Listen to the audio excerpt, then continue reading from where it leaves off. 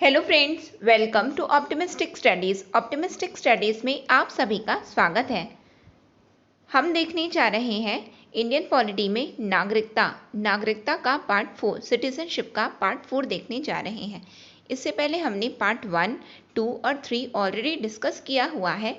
Channel में playlist बनी हुई है इंडियन पॉलिटी के नाम से, आप उसमें जा कर के देख सकते हैं। यदि आप चैनल पे न्यू हैं तो चैनल को सब्सक्राइब कर लीजिए और बेल नोटिफिकेशन को ऑन रखिए, जिससे हम जो भी वीडियो डालें तो आप तक पहुंचती रहे। चलिए फिर हम आज के सेशन को स्टार्ट करते हैं, जिसमें हमें देखना है सिटीजनशिप एक्ट 1955, नागरिकता अधिनियम 1955।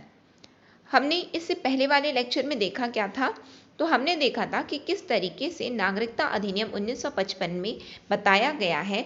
दो चीज़ वहाँ पे बताई गई थी। क्या बताई गई थी कि किस तरीके से सिटीजनशिप को एक्वायर किया जा सकता है, या फिर सिटीजनशिप किस तरीके से लॉस हो सकती है। लॉस ऑफ सिटीजनशिप बताया गया है एंड एक्विजिशन ऑफ सिटीजनशिप बताया, यानी कि किस तरीके से अधिग्रहित किया जा सकता है नागरिकता को, यानी कि नागरिकता किस तरीके से मिल सकती है, या फिर क्या क्या तरीके हैं जिससे नागरिकता चली जाती है। तो हम देख रहे थे एक्विजिशन ऑफ सिटीजनशिप, जिसमें हमने बाई बर्थ देख लिया था कि किस तरीके से जन्म के आधार पर किस तरीके से नागरिक होने का अधिकार प्राप्त हो सकता है। अब हम देखेंगे कैसे वंश के आधार पर कोई नागरिक कहलाता है, बाय डिसेंट कैसे कोई नागरिक कहला सकता है, सिटीजन कहलाता है। तो वंश के द्वारा इसमें बताया गया। उसमें जब हमने बर्थ वाला देखा तो हमने क्या कौन कौन सी डेट देखी थी, तो हमने देखी थी, जब हम बाई बर्थ देख रहे थे तो हमने 3 डेट देखी थी। कौन सी देखी थी? एक 26 जनवरी 1950 की देखी थी, बिल्कुल देखी थी। फिर उसके बाद हमने 1 जुलाई 1987 वाली देखी, 1 जुलाई 1987 देखी। फिर हमने क्या देखा? फिर हमने देखा 3 दिसंबर 2004 देखा।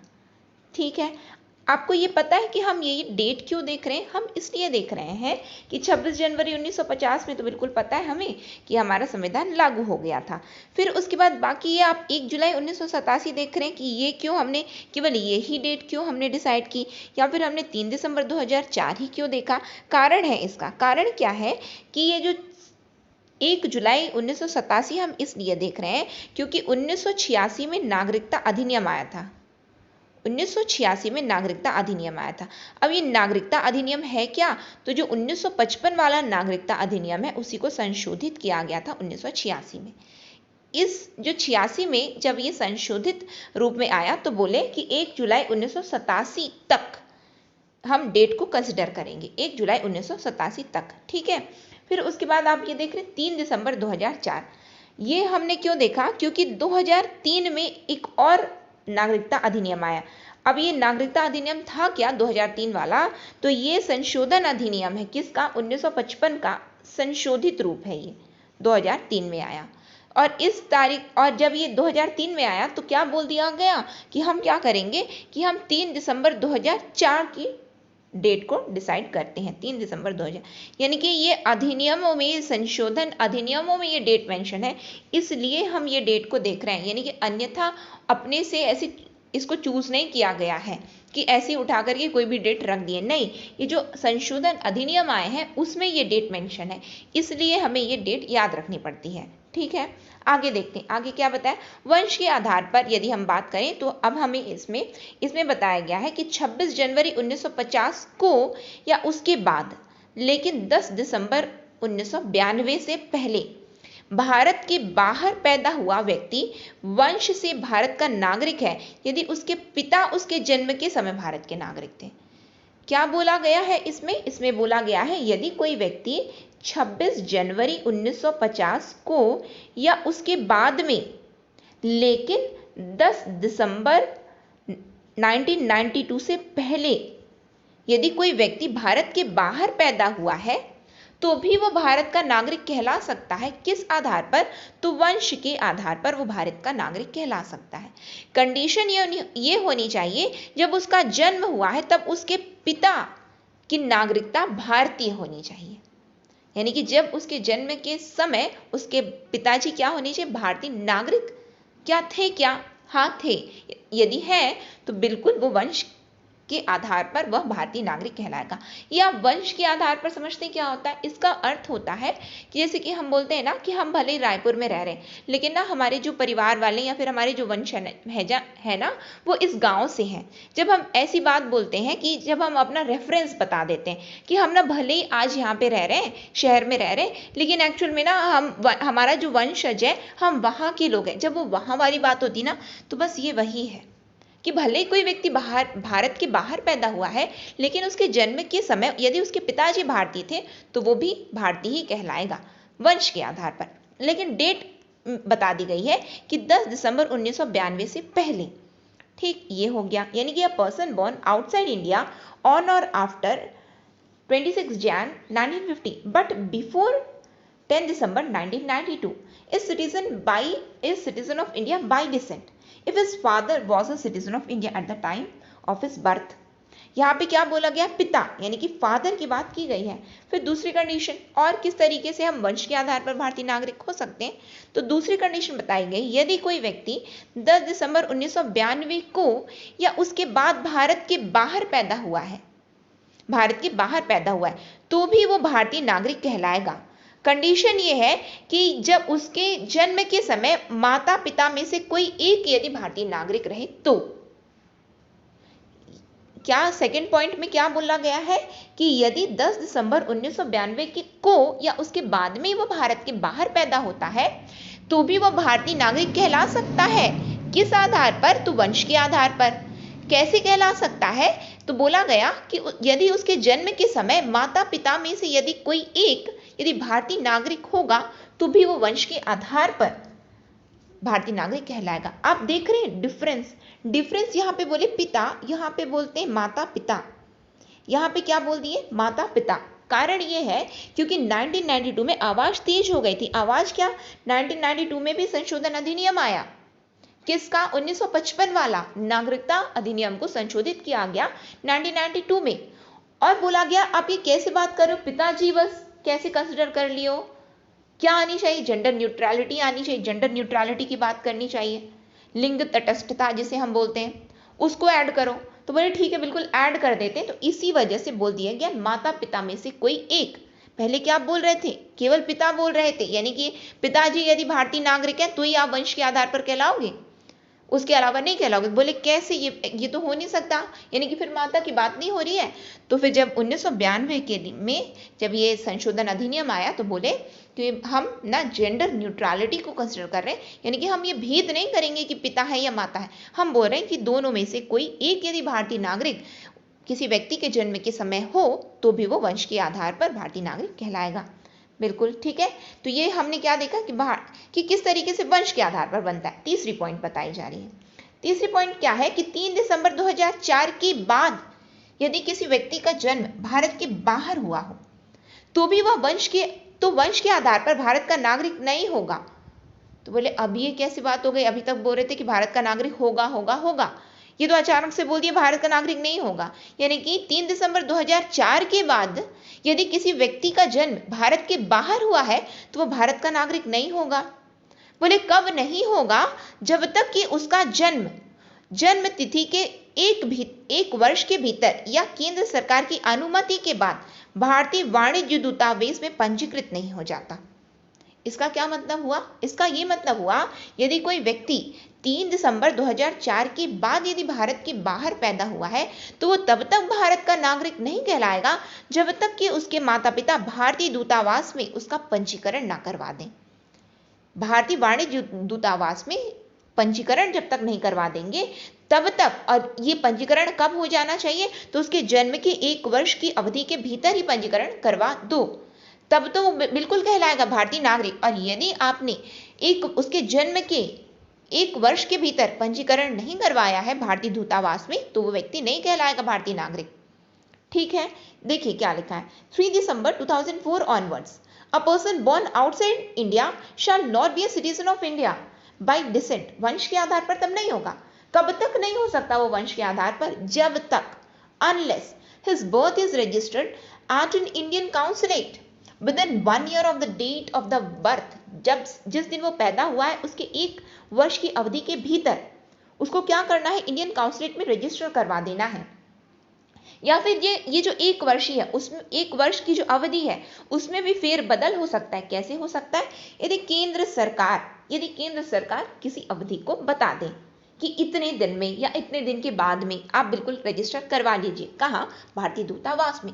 तो भी आप वंश के आधार पर भारतीय नागरिक बन जाओगे। ठीक है।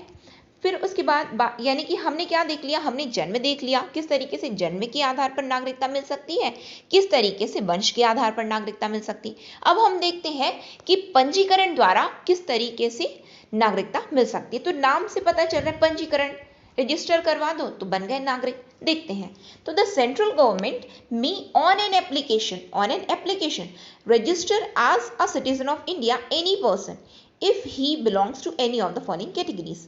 यानी कि देखेंगे क्या श्रेणी, यदि, लेकिन कंडीशन ये होनी चाहिए कि वो इलीगल माइग्रेंट ना हो।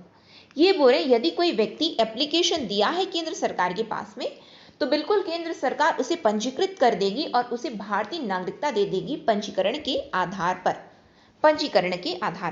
केंद्र सरकार एक आवेदन पर किसी भी व्यक्ति को भारत के नागरिक के रूप में पंजीकृत कर सकती है यदि वह निम्नलिखित में से किसी भी श्रेणी से संबंधित है तो।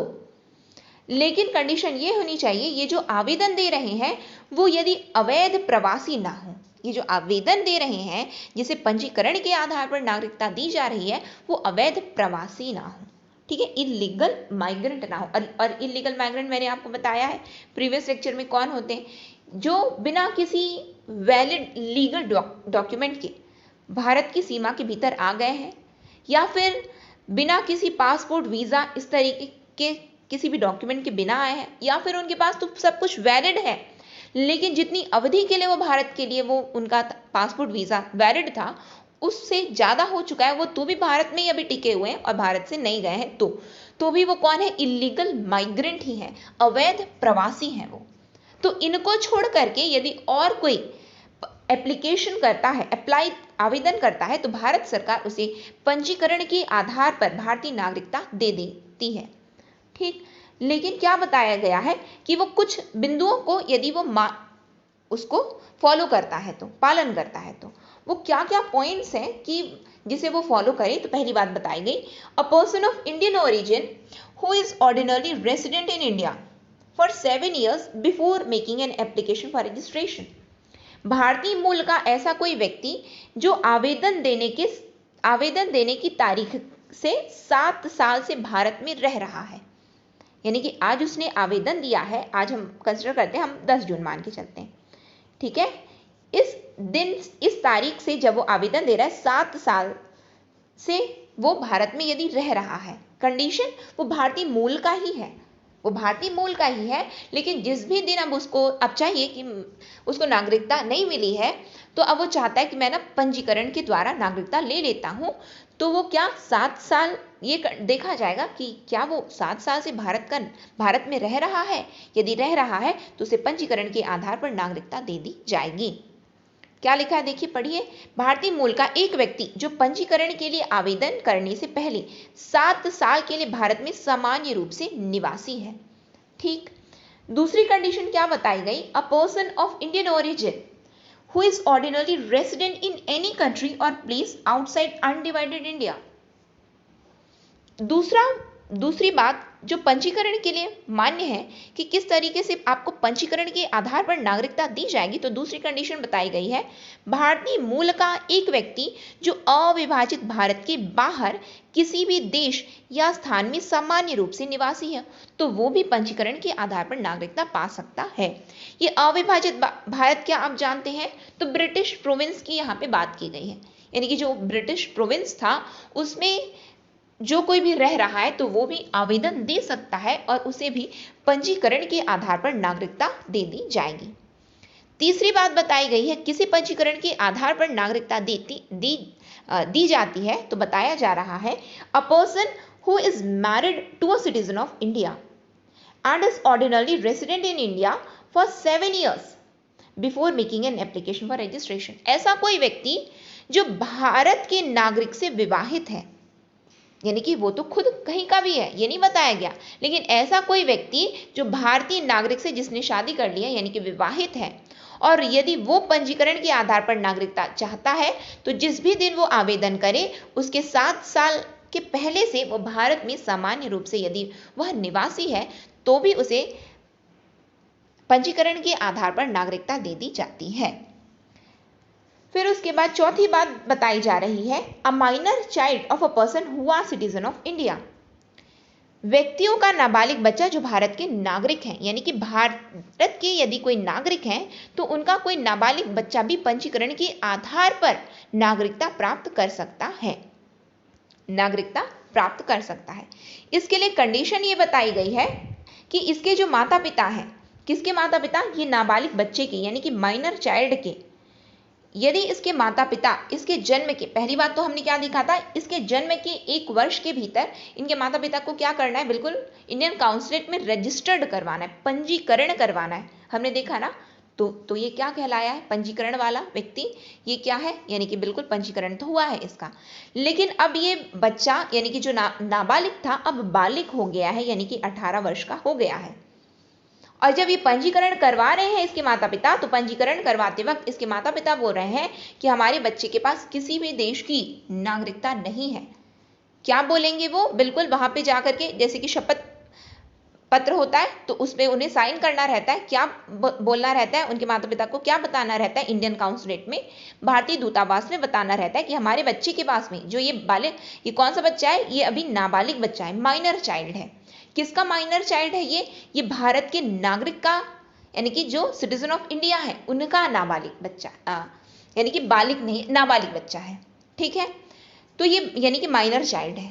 तो ये जब दूतावास में, भारतीय दूतावास में जब ये पंजीकरण के लिए जाते हैं तो ये बताते हैं कि हमारे बच्चे के पास में किसी भी देश की अभी नागरिकता नहीं है, बिल्कुल शपथ पत्र पर साइन करते हैं।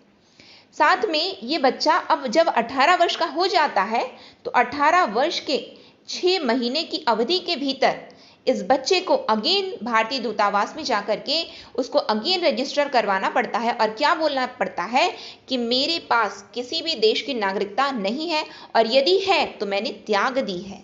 यदि मैंने ले ली 18 वर्ष की वो अवधि में, यदि बच्चे ने ले ली है किसी भी, जिस भी देश में उसके माता पिता रह रहे हैं या यदि वह बच्चा रह रहा है, तो यदि उसने ले ली है लेकिन अब उसे भारतीय नागरिकता चाहिए, जब वो बालिग हो चुका है, 18 वर्ष का हो चुका है, तो 18 वर्ष का जब हो जाए उसके 6 महीने की अवधि के भीतर यदि वह पंजीकरण करवा लेता है भारतीय दूतावास में तो भी वह भारतीय नागरिक कहलाएगा पंजीकरण के आधार पर। समझ में आ रहा है आप लोगों को, ये 6 महीने की अवधि एवं 1 वर्ष की अवधि, ये बिल्कुल याद रखना है, ठीक है।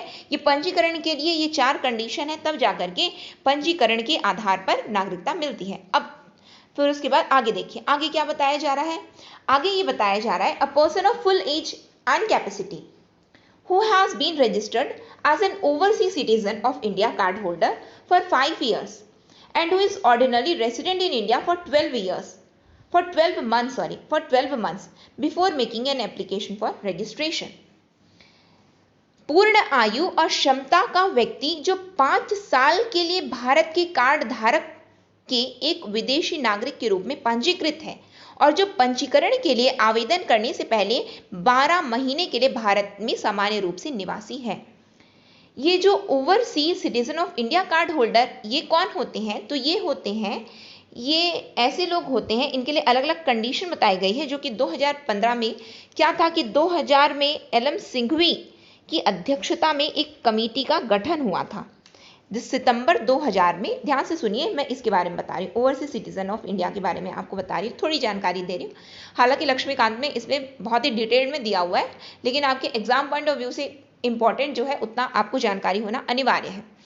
तो ये हम किसकी बात कर रहे हैं, तो भारत के कार्ड धारक के एक विदेशी नागरिक के रूप में पंजीकृत overseas citizen of India card holder. ये क्या होता है, तो सितंबर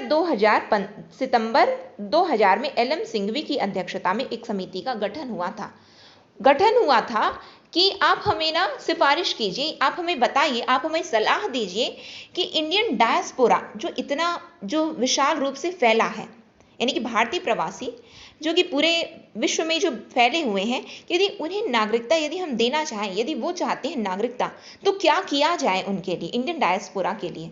भारतीय प्रवासी के लिए क्या किया जाए। तो एल एम सिंघवी की अध्यक्षता में ये कमेटी बैठी थी। 2002 में इस कमेटी ने अपनी रिपोर्ट को प्रस्तुत किया। इसने बोला कि नागरिकता अधिनियम 1955 में संशोधन ला दो, नागरिकता अधिनियम 1955 में संशोधन ला दो और क्या करो, डुअल सिटीजनशिप दे दो, द्विनागरिकता दे दो, डुअल सिटीजनशिप दे दो। ठीक है, डुअल सिटीजनशिप किस तरीके से देने की बात की गई, तो इसमें बताई गई कि डुअल सिटीजनशिप दो पर्सन ऑफ इंडियन ओरिजिन को, यानी कि भारतीय मूल के जो लोग हैं ना, उनको भी नागरिकता दे दो। भारतीय मूल के लोग हैं, विदेश में अब रह रहे हैं, तो विदेश में रह रहे हैं तो उन्होंने तो बिल्कुल विदेशी नागरिकता ग्रहण कर ली है, लेकिन आप उन्हें भी क्या करो कि person of Indian origin PIO का, भारतीय मूल का एक आप ऐसा करो, एक स्कीम चलाते हैं हम जिसमें कि आप बिल्कुल इन्हें नागरिकता दे दो। ठीक है, उसी तरीके से बिल्कुल ये संशोधन कर दिया गया। फिर 2003 का संशोधन किया गया, 2003 में संशोधन हुआ। तब क्या बताया गया, इसमें वो एक और प्रोविजन ऐड कर दिया गया, किसके लिए, जो भारतीय मूल के लोग हैं, PIO है, उनके लिए एक नाम दे दिया गया। क्या नाम दे दिया गया उन्हें, overseas citizen of India, OCI बोलने लग गए, उनको OCI बोलने लग गए, ओवरसीज सिटीजन ऑफ इंडिया बोलने लग गए। किसको, ये भारतीय मूल के लोगों को ओवरसीज सिटीजन ऑफ इंडिया। कब बोलने लग गए, तो 2003 में बोलने लग गए। ठीक है, फिर उसके बाद में क्या किए कि ये जो डुअल सिटीजनशिप है ना, हम सबको देंगे, लेकिन हम पाकिस्तान और बांग्लादेश के लोगों को नहीं देंगे। बाकी अन्य बोले कि चिन्हित कर दिए, ये 16 देश हैं, अलग अलग देश हैं, बोले 16 देशों में जो ये भारतीय मूल के लोग फैले हुए हैं, हम उनको डुअल सिटीजनशिप देंगे, लेकिन पाकिस्तान और बांग्लादेश के लोगों को हम नहीं देंगे।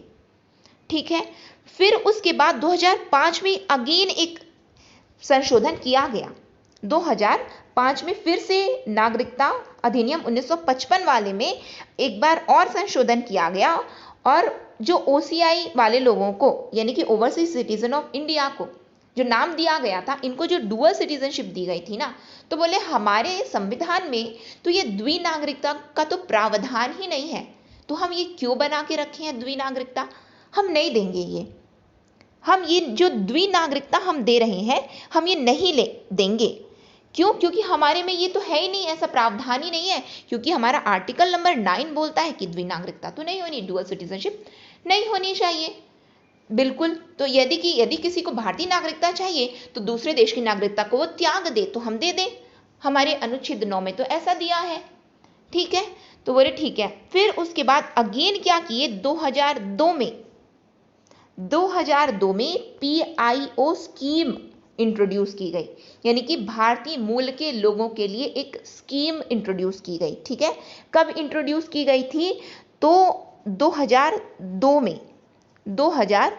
में। और ये क्या बोला गया है कि जैसे कि मैंने आपको बताया ना कि LM सिंघवी की अध्यक्षता में जो बैठी थी 2002 में, उसने अपनी क्या दिया था, उसने सिफारिश दी कि हम ऐसा ऐसा करेंगे। तो ये PIO स्कीम कब आई है, तो 2002 में आई है। ठीक है, फिर यदि आपसे पूछता है कि OCI स्कीम कब आई है, OCI स्कीम यानी कि ओवरसीज सिटीजन ऑफ इंडिया की स्कीम कब आई है, केवल नाम बस याद कर लो, OCI, ये भारतीय मूल के लोग ही हैं, भारतीय मूल के लोग हैं, हिंदी में इनका अर्थ यही होता है, भारतीय मूल के लोग। ठीक है, ये कब आई आपसे पूछा जाएगा एग्जाम में, तो 2005, PIO 2002 और OCI 2005 आई है। फिर क्या किया गया कि हम इतना क्यों अलग अलग नाम क्यों दे रहे हैं हम इनको, जब ये दोनों भारतीय मूल के लोग ही हैं, तो हम इतना नाम क्यों दिए कि PIO दे रहे हैं, इनको OCI दे रहे हैं, क्यों कर रहे हैं, बोले हम ऐसा नहीं करेंगे। तो फिर क्या करेंगे, तो 2015 में ये दोनों को मर्ज कर दिया गया, एक कर दिया गया। एक करके क्या बोल दिए उनको, overseas citizen of India card holder बोल दिए। क्या बोल दिए उनको, भारत के कार्ड धारक के रूप में विदेशी नागरिक, भारत के कार्ड धारक हैं ये। ठीक, कार्ड है इनके पास भारत का। कब ये आया, तो 2015 में आया। 2015 में क्या हुआ था, तो 1955 का जो नागरिकता अधिनियम है उसको 2015 में संशोधित करके ये नाम जोड़ा गया था, OCI citizen of India card holder, जिसमें क्या किया गया कि PIO जो 2002 में आया और OCI जो 2005 में आया, दोनों को मर्ज कर दिया गया। फिर उसके बाद कुछ कंडीशन बता दी गई कि ये कौन है, OCI of India card holder ये कौन है। तो अब सुनिए ये कौन है, ये होते हैं, ऐसे लोग होते हैं जिन्हें केंद्र सरकार जो है ये क्या करते हैं कि आवेदन करते हैं। देखिए हम पंजीकरण के आधार पर देख रहे हैं ना, तो ये लोग क्या करते हैं, आवेदन करते हैं, किस लिए, कि हमें भी भारतीय नागरिकता चाहिए, हमें भी भारतीय नागरिकता चाहिए। तो क्या बताया गया, ये कौन लोग होते हैं, ये ऐसे लोग होते हैं who is a citizen of another country. पहली बात सुनिए, बस ध्यान से सुनिए, who is citizen of another country, किसी अन्य देश के लोग, किसी अन्य देश के नागरिक, अन्य देश के नागरिक, लेकिन वो भारतीय मूल के हैं, वो भारतीय मूल के हैं। किसी अन्य देश के नागरिक जो भारतीय मूल के हैं। बोलेंगे कैसे भारतीय मूल के हो गए, जब ये संविधान जब हमारा लागू हुआ उस समय या उसके बाद में यदि वो भारतीय मूल के हैं, लेकिन अब वो क्या है, अभी वो विदेशी है। विदेशी मतलब वो किसी अन्य देश में, बिल्कुल अन्य देश की उन्होंने नागरिकता ग्रहण कर ली है, लेकिन अब वो चाहते हैं कि बहुत दिन हो गया विदेश में रहते रहते, हम ऐसा कहते हैं हम ना एक भारत की भी नागरिकता ले लेते हैं। तो भारत की नागरिकता यदि उनको लेनी है तो वो क्या कहलाएंगे, वो OCI of India card holder कहलाएंगे, वो कार्ड धारक हैं। देखिए विदेशी नागरिक हैं लेकिन उनके पास भारत का कार्ड है, वो कार्ड धारक हैं, ठीक है। फिर उसके बाद क्या बताया गया कि ऐसे कोई अन्य देश के लोग हुए सिटीजन ऑफ अनदर कंट्री, लेकिन वो भारतीय होने की पूरी सभी जितने भी नियम एवं शर्तों को यदि वो फॉलो करते हैं तो भी वो पंजीकरण के आधार पर वो OCI कार्ड धारक कहलाते हैं, भारत के कार्ड धारक कहलाएंगे। फिर उसके बाद बताया गया who is a citizen of another country but belonged to a territory of India, यानी कि वो दूसरे देश के लोग हैं लेकिन वो ऐसे जगह के हैं, दूसरे जगह के हैं लेकिन ऐसी जगह के हैं जो 15 अगस्त 1947 के बाद भारत में जिसे सम्मिलित कर लिया गया, वो वहाँ के लोग हैं, वो वहाँ के लोग हैं, तो भी उन्हें OCI कार्ड होल्डर बिल्कुल दे दिया जाएगा, रजिस्ट्रेशन उनका हो सकता है। या फिर ऐसे कोई लोग जिनके माता पिता यानी कि दादा दादी या फिर और भी ग्रेट ग्रैंडफादर्स यदि वो रहे हों तो उनको भी OCI कार्ड धारक बोल दिया जाता है, यानी कि उन्हें भी दे दिया जाता है क्या, तो भारत के कार्ड धारक के रूप में विदेशी नागरिक की श्रेणी में वो भी आते हैं। तो आपको केवल समझना क्या है कि पंजीकरण के आधार पर इन्हें जो OCI होते हैं, बस इतना डिस्कशन किया क्यों गया, क्योंकि एग्जाम में पूछा जाता है OCI, एग्जामिनर का इंपॉर्टेंट, क्योंकि UPSC में पूछा गया है ना। यदि आप उठा करके देखेंगे तो उसमें पूछा गया है। तो जो क्वेश्चन पेपर जो आता है तो ये जो पॉलिटी का होता है, ऐसा नहीं होता है कि नहीं हम ना यहाँ वाला पूछेंगे और ये वाले को नहीं पूछेंगे, तो ऐसा बिल्कुल नहीं होता है कि व्यापम बोलेगा मैं तो एकदम ईजी पूछूंगा, या फिर PSC बोल रहा है मैं तो बिल्कुल ईजी पूछूंगा जिससे बच्चे सब लोग सॉल्व कर पाएं, तो ऐसा वाला कंडीशन कुछ नहीं होता है, हमें पूरा ओवरऑल सब पढ़ना रहता है। तो OCI का बस मैंने आपको क्या बताया, इतने देर से डिस्कशन में आपको आई होप थोड़ा बहुत कुछ तो क्लियर हुआ होगा। ये हुआ होगा कि ये विदेशी हैं, यानी कि ये अन्य देश के नागरिक हैं लेकिन ये भारत की नागरिकता चाहते हैं, तो कैसे मिल सकती है, तो पंजीकरण के आधार पर मिल सकती है। लेकिन ये जो चाहते हैं तो इनको बोला क्या जाएगा, पंजीकरण के आधार पर नागरिकता तो दे दी जाएगी, बोला क्या जाएगा, तो इन्हें OCI कार्ड होल्डर बोला जाएगा। भारत के कार्ड धारक के एक विदेशी नागरिक हैं, ये भारत की नागरिकता के लिए केवल एक कार्ड रखे हैं लेकिन हैं ये एक्चुअल में विदेशी नागरिक, ठीक है। बस यही है। तो इनके लिए क्या बताया गया है कि ये यदि 5 साल से उनके पास ये वाला कार्ड हो, और कार्ड होने के लिए मैंने बता दिया 4 शर्तें कि कैसे कैसे इनको कार्ड मिल जाएगा, ठीक है। तो यदि उनके पास 5 साल से ये OCI कार्ड हो और वो 12 महीने से भारत में यदि रह रहे हैं, कार्ड भी है साथ में 12 महीने से जिस भी दिन उन्होंने आवेदन दिया है उसके 12 महीना पूर्व से यदि वो भारत में रह रहे हैं तो भी उन्हें पंजीकरण के आधार पर नागरिकता दे दिया जाता है, ठीक है। आगे देखते हैं, आगे क्या बताया गया है। A person shall be deemed to be of Indian origin if he or either of his parents was born in undivided India or in such other territory which became part of India after August 15, 1947। यानी कि एक व्यक्ति जो भारतीय मूल का माना जाएगा यदि वह या उसके माता पिता में से कोई एक अविभाजित भारत में या ऐसे अन्य क्षेत्र में पैदा हुआ था जो 15 अगस्त 1947 के बाद भारत का हिस्सा बन गया। यानी कि यदि वो या उसके माता पिता ऐसे क्षेत्र में पैदा हुए हों जो 15 अगस्त 1947 के बाद में भारत का हिस्सा बन गया है तो भी वो भारतीय नागरिक ही कहलाता है। ठीक है, ये तो बिल्कुल अभी हमने देख ही लिया है, ये अलग से बस लिखा हुआ है।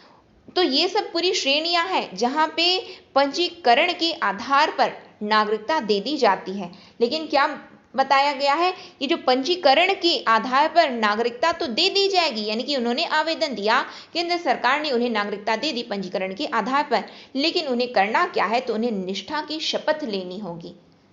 क्या करनी होगी, उन्हें निष्ठा की शपथ लेनी होती है। They must take an oath of allegiance before they are registered as citizen of India.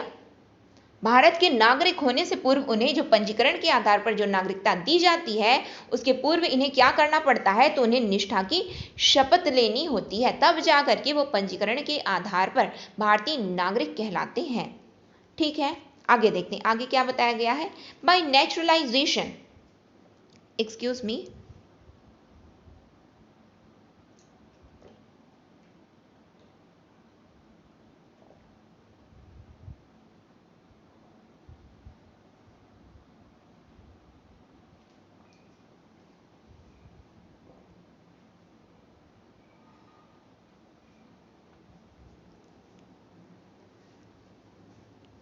Now we shall continue. By naturalisation यानी कि प्राकृतिकीकरण के द्वारा भी नागरिकता दे दी जाती। अब ये नेचुरलाइजेशन क्या होता है उसे हम थोड़ा समझने की कोशिश करते हैं। The central government on an application grant a certificate of naturalisation to any person not being an illegal migrant if he possesses the following qualification। केंद्र सरकार एक आवेदन पर किसी भी व्यक्ति को देशीकरण का प्रमाण पत्र यानी कि प्राकृतिकरण या फिर हम बोल सकते हैं देशीकरण, नेचुरलाइजेशन, देशीकरण का प्रमाण पत्र प्रदान कर सकती है यदि उसके पास निम्नलिखित योग्यताएं हैं। लेकिन किसे वो नहीं देती हैं, तो जो अवैध प्रवासी होते हैं उन्हें छोड़ करके बाकी हर किसी को ये देशीकरण या फिर प्राकृतिकरण या फिर नेचुरलाइजेशन के आधार पर ये नागरिकता दे देते हैं। वो कौन कौन सी योग्यताएं हैं, तो ये देखते हैं। That he is not subject और citizen of any country where citizen of India are prevented from becoming subjects or citizen of that country by naturalization। पहली योग्यता, आप उस देश से आते हैं जहां भारतीय लोगों को आप उस देश से आते हैं जहां भारतीय लोगों को देशीकरण के द्वारा जहां नागरिक होने से रोका न जाए। यानी कि हम तभी देंगे जब आप हमें देते हो, समझ रहे हो। यहाँ पे कंडीशन क्या रखी गई, पहली योग्यता क्या है, पहली योग्यता ये है कि आप क्या उस देश से आते हो जहां भारतीयों को रोका नहीं जाता है देशीकरण के आधार पर नागरिकता लेने से। यदि हाँ तो ठीक है, हम भी आपको देशीकरण के आधार पर नागरिकता दे देंगे, यदि नहीं तो हम भी आपको नहीं देंगे। क्यों, क्योंकि ये तो आवेदन दे रहे हैं और चाहते हैं कि आप हमें दे दीजिए। ठीक है, तो ये बोले कि जैसा तुम करोगे हम वैसा करेंगे। यदि तुम्हारे देश में हम भारतीयों को नागरिकता दी जाती होगी देशीकरण के आधार पर, नेचुरलाइजेशन के आधार पर, तो हम भी आपको दे देंगे नेचुरलाइजेशन देशीकरण के आधार पर। ठीक, पहली योग्यता ये है, देश देखा गया है। दूसरी बात आती है that if he is a citizen of any country he undertakes to renounce the citizenship of that country in the event of his application for Indian citizenship being accepted। यदि वह क्या कर रहा है, भारतीय नागरिक होने के लिए अब आवेदन दिया है, और जब वो आवेदन देगा तब वो क्या करेगा, उस आवेदन में वो क्या वचन दे रहा है कि मैं दूसरे देश की नागरिकता को त्याग रहा हूं। भारतीय नागरिकता के लिए उसके आवेदन को स्वीकार किए जाने की स्थिति में उस देश की नागरिकता को त्यागने का वचन देता है। जिस भी देश की उसने नागरिकता ग्रहण कर रखी है, यदि वो बोलेगा कि आज से मैं उस देश की नागरिकता को त्याग रहा हूं, तब जाकर के वह भारतीय नागरिक कहलाएगा। बोले तब, यानी कि तब उसे नेचुरलाइजेशन, देशीकरण, प्राकृतिकरण के आधार पर हम दे देंगे। क्या दे देंगे, नागरिकता दे देंगे, यदि आपने उस देश की नागरिकता को त्याग दिया है तो।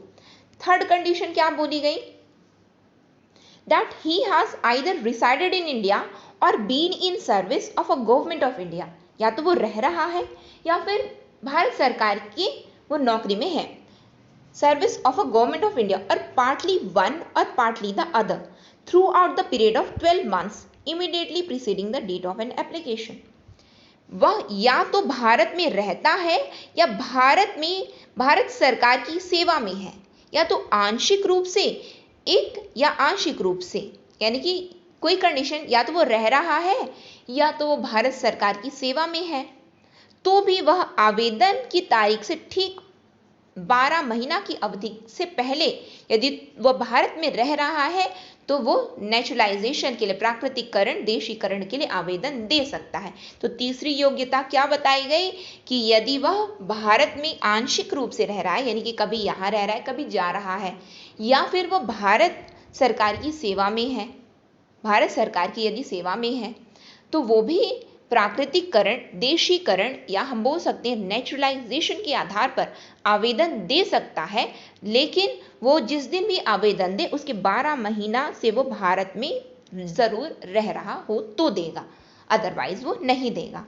ठीक है, फिर उसके बाद क्या बताया गया, चौथा पॉइंट क्या बताया गया, चौथा पॉइंट बताया गया है that during the 14 years immediately preceding the said period of 12 months he has either resided in India or been in the service of government of India or partly the one or partly the other for periods amounting in aggregate to not less than 11 years। बोला गया कि 12 महीने की उक्त अवधि से, 12 महीना की उक्त अवधि से ठीक पहले के 14 वर्ष के दौरान वह या तो भारत में रहा है या भारत में सरकार की सेवा में रहा है, या आंशिक रूप से या एक या आंशिक रूप से कोई एक। तो कुल मिलाकर के यदि वह कुल अवधि के लिए 11 वर्ष से कम नहीं, यानी कि हम ऐसे समझिए, ये क्या बोला गया कि आज वो एप्लीकेशन कर रहा है, फिर देखा गया क्या वो 12 महीने से भारत में रह रहा था, या फिर क्या वो 12 महीने पूर्व क्या भारत सरकार की सेवा में कार्यरत है। यदि है तो ये देखो कि वो 12 महीने से 14 वर्ष पहले कहाँ था, भारत में था क्या, हाँ बिल्कुल भारत में था। तो बोले कुल मिलाकर के ऐसा करो तब तो हो जाएगा, ये 14-15 वर्ष हो गया। बोले कि कुल मिलाकर के देख लो क्या वो 11 वर्ष से भारत में रह रहा है क्या, बोले हाँ रह रहा है। तो यदि वो 11 वर्ष से यदि भारत में रह रहा है, चाहे वो भारत में रह रहा है या फिर वो भारत सरकार की सेवा में है, तो भी उसे प्राकृतिकरण, नेचुरलाइजेशन के आधार पर नागरिकता दे दी जाएगी। ठीक है, आगे क्या बताया गया है, आगे ये बताया जा रहा है कि नेक्स्ट 5वां पॉइंट क्या बताया गया कि कब उसे प्राकृतिकरण के आधार पर नागरिकता दे दी जाएगी, यदि उसका चरित्र अच्छा है। If he is a person of a good character, यदि उसका चरित्र अच्छा है तो भी उसे, ये सब क्या है, योग्यताएं हैं जिसके आधार पर प्राकृतिकरण, जिसे हम देशीयकरण या फिर हम बोल सकते हैं नेचुरलाइजेशन के आधार पर नागरिकता दी जाती है। तो 5वां पॉइंट क्या है कि 5वीं योग्यता की श्रेणी में क्या आता है, यदि उसका चरित्र अच्छा है तो। फिर उसके बाद 6ठी योग्यता उसके लिए क्या बताई गई है, that he has an adequate knowledge of a language specified in the 8th schedule of the constitution.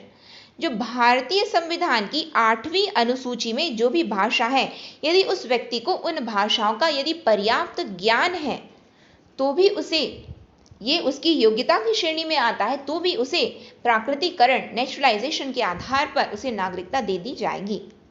ठीक, फिर आगे क्या बताया गया है, he intends to reside in India, he intends to reside in India or to enter into or continue in service under the government in India or under an international organization of which India is a member or under a society, company or body of person established in India। क्या बताया गया कि ये तो बोल रहे हैं कि हम दे रहे हैं नागरिकता दे देंगे, क्या वो सही में रहना चाहता है। If he intends to reside in India, वह भारत में रहने का इरादा क्या रखता है, क्या वो रहेगा, तभी देंगे। इरादा भी तो रखे कि बस बोल दिए कि मुझे चाहिए और बोल रहे हैं कि नहीं छोड़ो, लें कि नहीं लें, लें कि नहीं लें, तो ये वाला नहीं, क्या वो इरादा रखता है तो दे दिया जाएगा। लेकिन फिर साथ में, या फिर क्या वो भारत सरकार के तहत या फिर अंतर्राष्ट्रीय संगठन जिस किसी का भारत सदस्य है, क्या उसकी सेवा में है वो, तो भी उसे दे दिया जाएगा, या फिर क्या उसकी सेवा में वो यानी कि कंटिन्यू करना चाहता है वो सर्विस, या नहीं करना चाहता है, या फिर बीच में छोड़ देगा।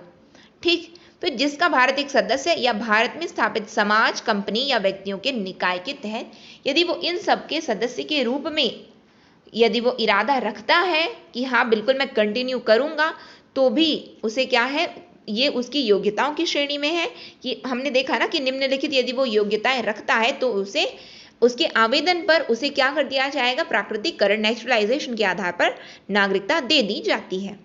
ठीक, तो यहाँ पे हमें केवल एक पॉइंट क्या याद रखनी है, वो इरादा रखता है। If he intends to reside in India, या फिर इंडिया में, या फिर ऐसे किसी अंतर्राष्ट्रीय संगठन में जिसका इंडिया सदस्य है। ठीक, फिर the government of India may waive all or any of the above condition for naturalization in case of a person who has rendered distinguished service to the science, philosophy, art, literature, world peace और human progress। बोले कि हमने ये जो इतनी सारी योग्यताओं की श्रेणी बताई है उनमें से भारत सरकार क्या करेगी, किसी में छूट भी दे सकती है, माफ भी कर सकती है। किसके लिए माफ कर सकती है, किसके लिए छूट दे देगी, यदि कोई व्यक्ति विज्ञान, दर्शन, कला, साहित्य, विश्व शांति या मानव प्रगति के लिए विशिष्ट सेवा प्रदान करता है, तो ऐसे लोगों को भी भारतीय नागरिकता दे दी जाती है प्राकृतिकरण नेचुरलाइजेशन के आधार पर। और इनके लिए जो इतनी सारी योग्यताओं की श्रेणी जो हमने विभाजित कर रखी है, जो भी हमने बताई है, इन सब को भारत सरकार इन सब से माफ कर सकती है यदि वह व्यक्ति विज्ञान, दर्शन, कला, साहित्य, विश्व शांति या मानव प्रगति में वह विशिष्ट सेवा प्रदान करता है तो। ठीक है, आगे क्या बताया गया है, प्रत्येक प्राकृतिक नागरिक को भारत के संविधान के प्रति निष्ठा की शपथ लेनी है। दे तो देंगे, हर चीज दे देंगे, लेकिन उसे क्या करनी है, क्योंकि ये आवेदन पर आ रहे हैं ना, तो क्या है वो क्या करें, निष्ठा की शपथ लेंगे। क्या करेंगे, take an oath of allegiance to the constitution of India. Bharat संविधान के प्रति निष्ठा की शपथ लेने पर उन्हें प्राकृतिकरण, देशीकरण, नेचुरलाइजेशन के आधार पर नागरिकता दे दी जाती है। ठीक, फिर उसके बाद आगे क्या आता है, तो ये हमने क्या देख लिया, हमने 4 पॉइंट डिस्कस कर लिया कि भारतीय नागरिकता मिलेगी कैसे। 5वें पॉइंट में आ जाइए जहां पे बताया गया है कि बाय इनकॉर्पोरेशन ऑफ टेरिटरी, क्षेत्र को शामिल करके। अब ये क्या क्षेत्र को शामिल करके बोले, उसे हम देखते हैं। If any foreign territory becomes a part of India, the government of India specifies the person who among the people of the territory shall be a citizen of India। यदि कोई विदेशी क्षेत्र भारत का हिस्सा बन जाता है तो भारत सरकार उन व्यक्तियों को निर्दिष्ट करती है जो उस क्षेत्र के लोगों में से भारत के नागरिक होंगे। ठीक है, एक्सक्यूज मी।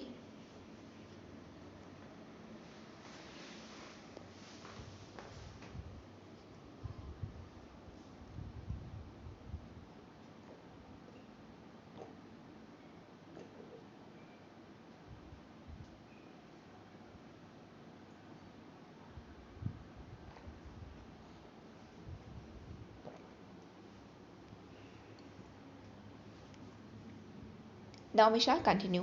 क्या बोला गया है, यदि कोई विदेशी क्षेत्र भारत का हिस्सा बन जाता है, ठीक, यानी कि भारत अब उसको क्या कर लिया, ये आज से ये देश जो है हमारा हिस्सा है। ठीक है, तो भारत का हिस्सा बन जाता है तो वहां के लोग क्या कहलाएंगे, तो भारत सरकार उन ऐसे नागरिकों के लिए निर्दिष्ट करता है कि वो क्या भारतीय नागरिक हैं। जैसे कि हम एग्जाम्पल के रूप में ले लेते हैं, जैसे कि गोवा हो गया, पुडुचेरी हो गया, सिक्किम हो गया।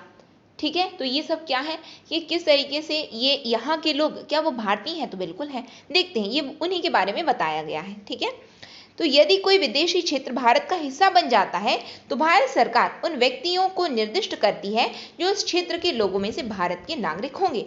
ऐसे व्यक्ति अधिसूचित तिथि से भारत के नागरिक बन जाते हैं। Such person become citizen of India from the notified date. Notified date मतलब भारत सरकार जिस भी दिन को चिन्हित कर दे कि आज से आप लोग भारतीय नागरिक हो, क्योंकि आपके जो क्षेत्र थे उसे हमने क्या कर लिया है, अपना बना लिया है। ठीक है, फिर उसके बाद छठा पॉइंट जो आता है कि इस आधार पर भी भारतीय नागरिकता मिल सकती है, वो है special provision as to citizenship of person covered by the Assam accord. Assam समझौते में शामिल व्यक्तियों की नागरिकता के लिए विशेष प्रावधान, जो कि असम समझौते के अंतर्गत आते हैं, तो उनके लिए भी क्या वो भारतीय नागरिक हैं, क्योंकि इसके लिए बहुत ज़्यादा विवाद चल रहा था, तो ये बहुत ही ज़्यादा हॉट टॉपिक है, एग्जाम में पूछा जा सकता है, तो इसे भी हम देख लेते हैं।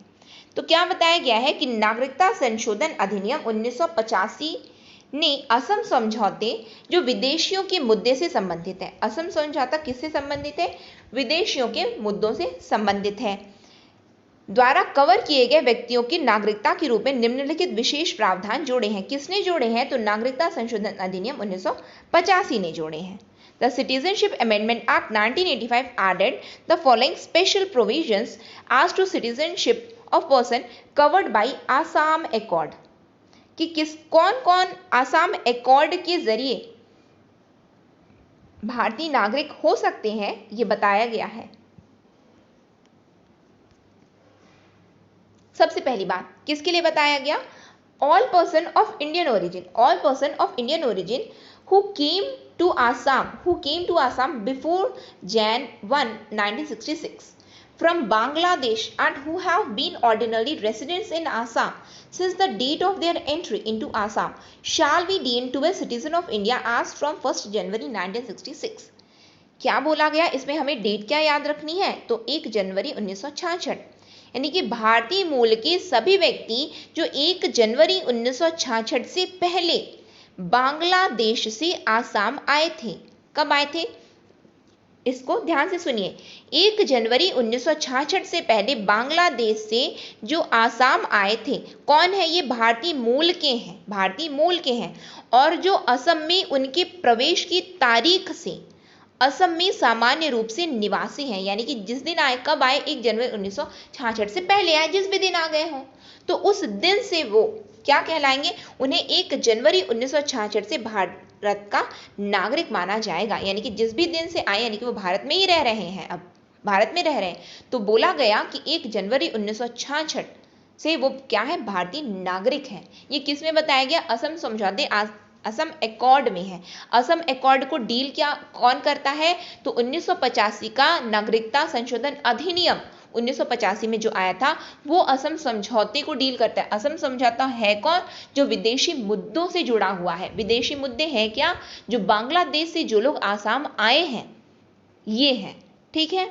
आगे देखिए, आगे क्या बताया गया है कि भारतीय मूल का प्रत्येक व्यक्ति जो 1 जनवरी 1966 को या उसके बाद, लेकिन 25 जनवरी 1971 से पहले बांग्लादेश से असम आया था, बांग्लादेश से असम आया था, और जो आसाम में उसके प्रवेश की तारीख से आमतौर पर असम में ही निवासी रहा है, और जिसका पता चला है कि एक विदेशी होने के लिए खुद को पंजीकृत करना होगा।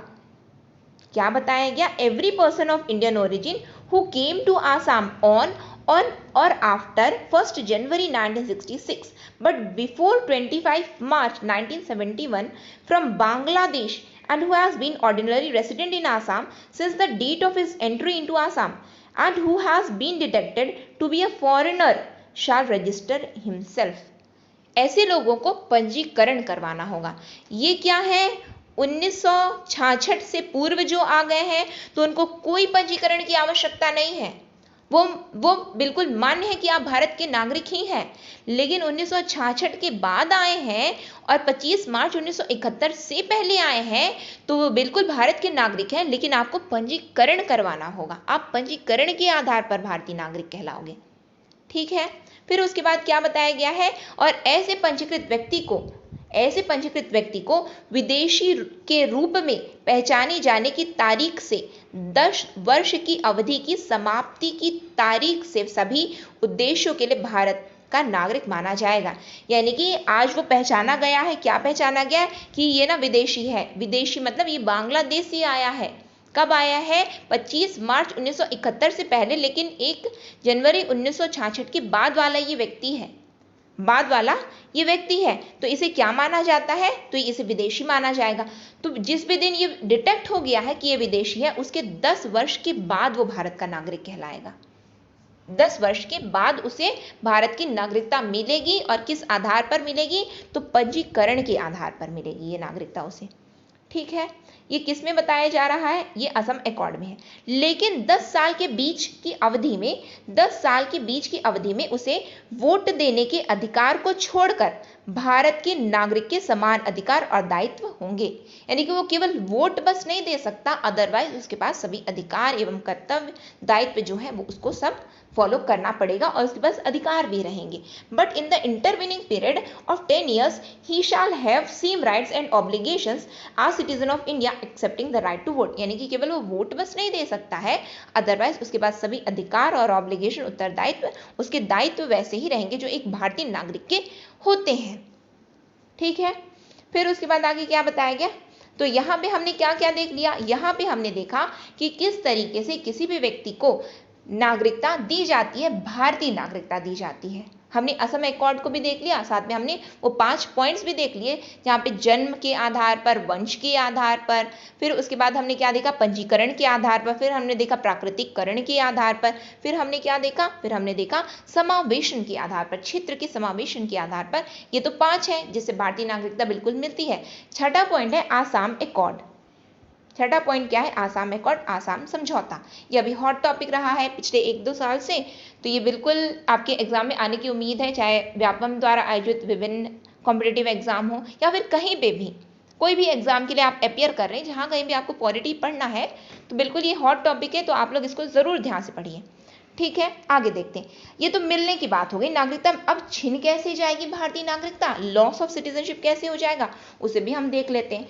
तो लॉस ऑफ सिटीजनशिप के लिए बताया गया है कि इसे हम नेक्स्ट पार्ट में डिस्कस करते हैं। ठीक है, नेक्स्ट पार्ट में इसे हम डिस्कस करते हैं, क्योंकि हाँ, इसको नेक्स्ट पार्ट में डिस्कस करते हैं। नेक्स्ट सेशन तक के लिए optimistic learning. Thank you for the session.